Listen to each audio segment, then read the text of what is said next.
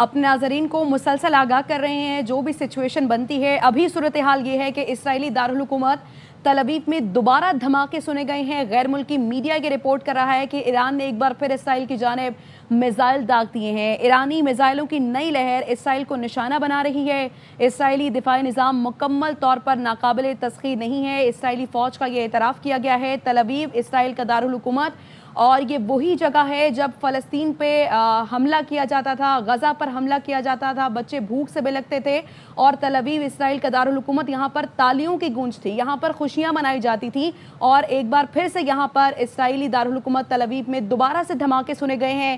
ایران نے ایک بار پھر سے اسرائیل کی جانب میزائل داغے ہیں. ایرانی میزائلوں کی نئی لہر اسرائیل کو نشانہ بنا رہی ہے. اسرائیلی دفاعی نظام مکمل طور پر ناقابل تسخیر نہیں ہے. بریگیڈیئر ریٹائرڈ بابر علاؤدین ہمارے ساتھ موجود ہیں. بابر صاحب, وہی سچویشن سامنے آ رہی ہے, وہی دارالحکومت اسرائیل کا تل ابیب, جہاں پر جب غزہ پر حملے ہوتے تھے اسرائیل کی جانب سے تو یہاں پر تالیوں کی گونج تھی. اب اسرائیل بھی دارالحکومت تل ابیب پر ایران حملہ کر رہا ہے, کیا کامنٹ کریں گے؟ آگ اپنے گھر تک پہنچتی ہے, اس کی تپش محسوس ہوتی ہے, تبھی پتہ چلتا ہے کہ یہی آگ اس سے جب دوسروں کے گھر جلاتے ہیں تو کیا ہوتا ہوگا. آپ نے درست فرمایا. بس فرق اتنا ہے کہ چونکہ اسرائیل کا ایران سے ڈسٹنس ذرا زیادہ ہے تو سارے میزائل وہاں پر پہنچ نہیں سکتے. ان کے میڈیم رینج میزائل جاتے ہیں. اس میں سے چونکہ اسرائیل کا ایئر ڈیفنس سسٹم ہے اسٹرانگ, مکمل ناقابل تسخیر تو نہیں ہے, اسٹرانگ ہے, اس میں سے بہت سارے نیوٹرلائز ہو جاتے ہیں. بٹ جتنے بھی پہنچتے ہیں, بات یہ جتنے بھی پہنچتے ہیں, اسرائیل جیسے ممالک بہت زیادہ کیجولٹی سینسٹیو ہوتے ہیں. ان کا ایک بھی مر جائے تو یہ بہت شور مچاتے ہیں. دوسروں کے تو خیر سینکڑوں بھی دنیا سے چلے جائیں تو اتنا فرق نہیں پڑتا. اس لیے ان کو تکلیف بہت ہوتی ہے اور یہی ریزن ہے کہ ان کی چیخ و پکار پہ نظر آتی ہے.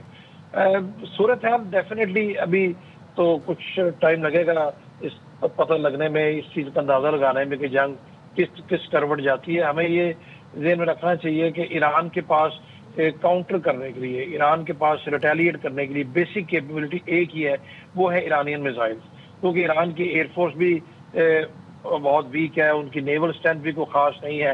گراؤنڈ فورسز ان کی ڈیفینیٹلی ہیں, چاہے وہ پاسدار انقلاب ہے, ایرانی فوج ہے, بٹ چونکہ ایران کا بارڈر نہ امریکہ سے ملتا ہے نہ اسرائیل سے ملتا ہے تو کنونشن وار گراؤنڈ فورسز کی تو استعمال کا کانسیپٹ اس پہ نہیں ہے. ایرانی میزائل کس حد تک افیکٹو ہوتے ہیں, کہاں کہاں پہنچتے ہیں, کتنا نقصان کرتے ہیں, اسی سے اندازہ ہوگا. کیونکہ ریٹیلیشن کا موڈ یہ ہے کہ جبکہ دوسری طرف ڈیفینیٹلی فائر پاور زیادہ ہے, وہاں پر ان کی ایئر پاور بڑی اسٹرانگ ہے. بٹ وہ جو ہم بات پہلے کر رہے تھے کہ ایرانینز ایک ڈفرینٹ نیشن ہے. امریکہ اس سے پہلے جنگیں کرتا رہا ہے, عراق پہ حملہ کیا اور بہت سارے ممالک پہ کیا, جنگیں بھی کی, مداخلت بھی ہوتی رہی. اور ہمیں یہ بھی نہیں بھولنا چاہیے کہ عراق کے اوپر جب انہوں نے اٹیک کیا تھا وہ بھی یو این کے امبریلا کے بغیر کیا تھا, اور بعد میں پھر سارے رات ساز مل جاتے ہیں تو یو این بھی کوریج دے دیتا ہے. یہاں پر کیا تو وہ بھی یو این کو بالکل سائڈ پہ رکھ کے کیا ہے. تو یہ پہلے بھی کرتے ہیں, فرسٹ ٹائم یہ نہیں ہوا. بٹ خطہ ڈفرینٹ ہے, نیشن ڈفرینٹ ہے.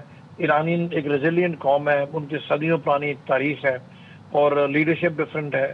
اس لیے یہ اتنا ایزی ٹارگٹ نہیں ہے, باوجود اس کے کہ ان کو بابر صاحب آپ کہہ رہے ہیں ایزی ٹارگٹ نہیں ہے, لیکن اگر ہم یاد کریں لاسٹ ایئر جب یہ معاملہ ہوا تھا تو ایران کے اوپر جو اٹیک کر رہا تھا وہ صرف اسرائیل تھا. گو کہ ہر طرح سے حمایت تو حاصل تھی, لیکن یہاں پر امریکہ اور اسرائیل کا مشترکہ حملہ ہے. پھر ڈونلڈ ٹرمپ ان دنوں میں جب ایران کے اندر پروٹیسٹ ہو رہے تھے, اس موقع کو بھی وہ سوچ رہے تھے کہ اس موقع سے فائدہ اٹھا کر ایران پر اٹیک کیا جائے, بٹ نہیں ہوا. ظاہر ہے وہ معاملہ بھی وہاں پر پروٹیسٹ کا ڈیفیوز ہو گیا. اب آپ کیسے کہہ سکتے ہیں کہ یہ ایزی ٹارگٹ نہیں ہے جبکہ امریکہ بھی ساتھ شامل ہو گیا اور ایک طریقے سے ہم ڈونلڈ ٹرمپ کے بیانات بھی دیکھ رہے ہیں؟ میں یہ کہتا ہوں کہ ایزی ٹارگٹ نہیں ہے. اس کی بنیاد بیسیکلی یہ ہوتی ہے, میں نے کہا کہ ہر نیشن کی اپنی ایک کریکٹرسٹکس ہوتے ہیں, ہر نیشن کی اپنی ایک انفرادیت ہوتی ہے. کچھ قومیں جو ہے وہ ریزیلینٹ ہوتی ہیں جیسے بھی حالات ہوں, بیکاز قومیں جنگیں لڑتی ہیں, فوج تو ہوتی ہے, اس پہ کوئی شک نہیں ہے کہ امریکہ کو صرف ایک ایج حاصل ہے, وہ ٹیکنالوجی کی, اور اس میں کوئی شک نہیں ہے کہ ٹیکنالوجی ڈسائسو فیکٹر ہے. پچھلے سال بھی ہم نے دیکھا, ابھی بھی ہم دیکھ رہے ہیں. ایرانینز کے پاس میزائل ہیں, لیتھل میزائل ہیں, میڈیم رینج میں بھی ہیں, لانگ رینج بھی ہیں, شارٹ رینج بھی ہیں.